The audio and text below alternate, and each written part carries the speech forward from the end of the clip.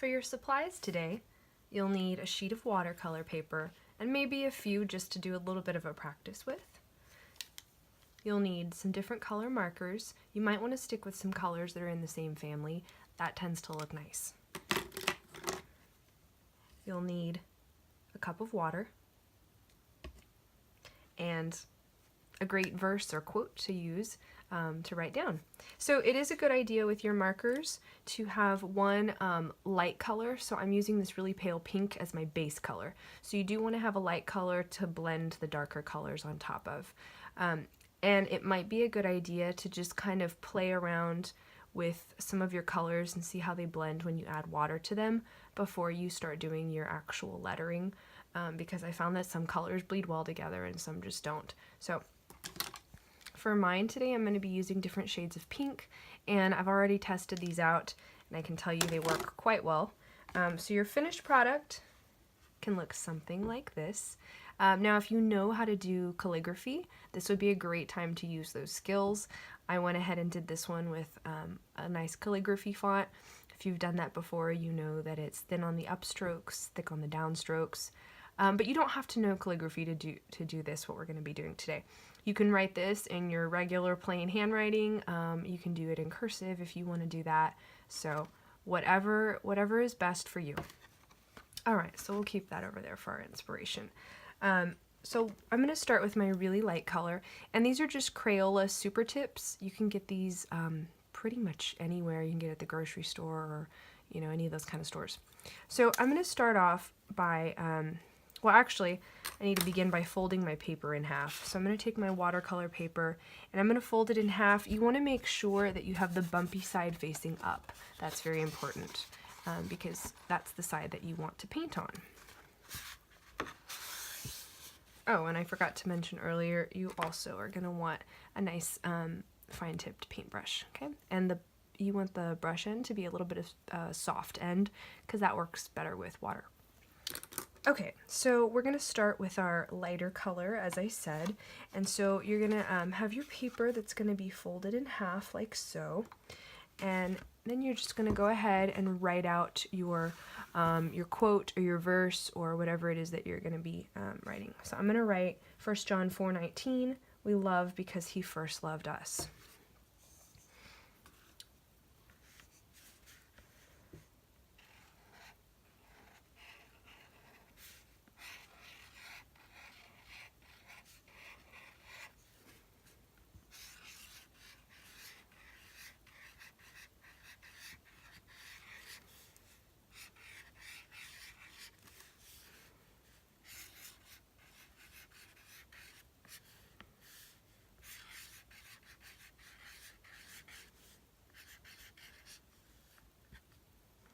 Okay, so I've gone ahead and written that out. I just did it in my regular old cursive. You could do it in just plain script font as well. Either of those would work.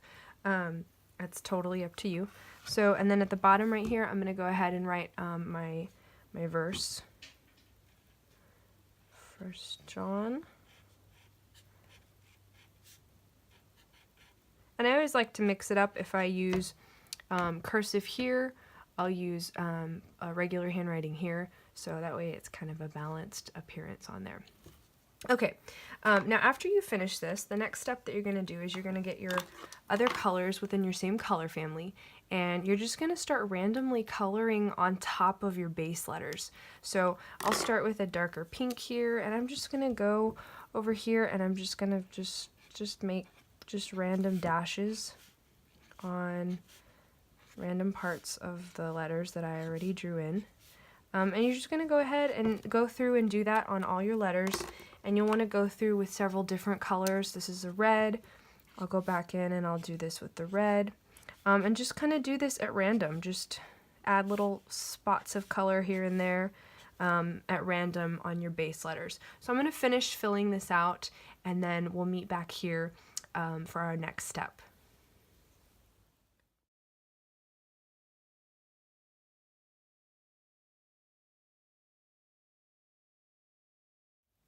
Okay, now that you've got your colors all mixed up on here, you can go ahead and get started with our next step. But something I'm going to show you is I tend to sometimes, because of the way I hold my hand, I tend to get spots of color on my finger, and then it like spreads on the paper. So sometimes I make little mistakes, and I'm going to show you a great way to cover that up. So if you do have a little spot that's a mistake somewhere, especially since this is a quote that has to do with love, I am going to draw a heart on here. So something you can do that's kind of fun is draw a heart, or several if you have several mistakes, and then just add a little bit of random color into it, just like you did with your letters. And this is actually going to look really cute when we're finished, and just kind of color it in haphazardly. If you notice, I'm doing that pretty messily, and that is okay. And that's just how we're going to color that in. Here's my lighter one. Okay. So now that we're there, we're going to go ahead and we're going to need our water now, and we're going to need our paintbrush.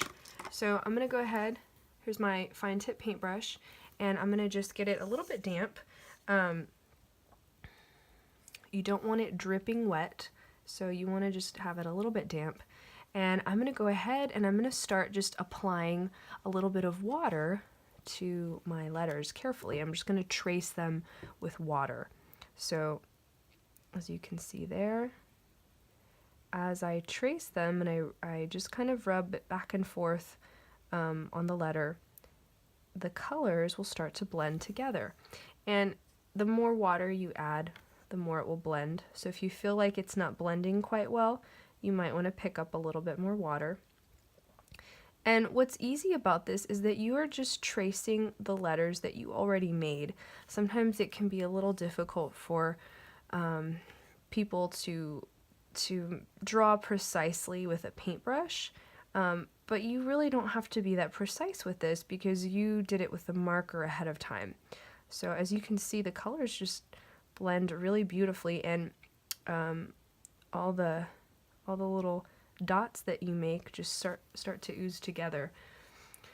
So you can just continue like this. You're going to go across all your letters, and you do want to take your time. Don't try to be in a hurry with this, because it's definitely something to slow down and take your time with. So I'm going to go ahead and I'm going to finish tracing over my letters with water, and then we'll meet back here in just a sec.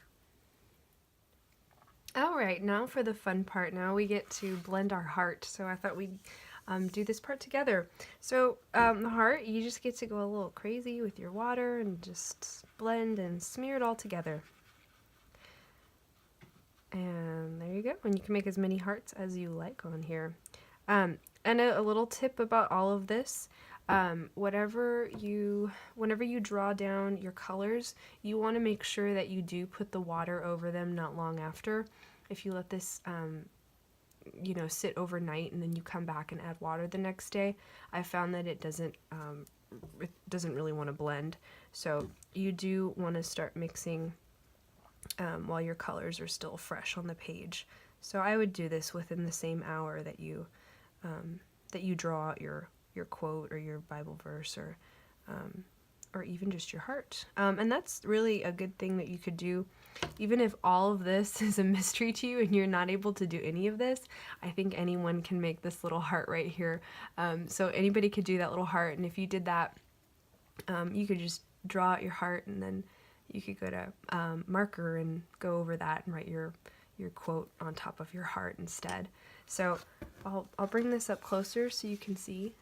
But it really does look like you've watercolored the letters on there, and it's pretty neat how that works. You can impress all your friends by giving them these hand-painted cards, and they'll think that you're this expert watercolor. But yeah, so as you can see, and it really does look quite lovely when we're done. So I hope you enjoyed this.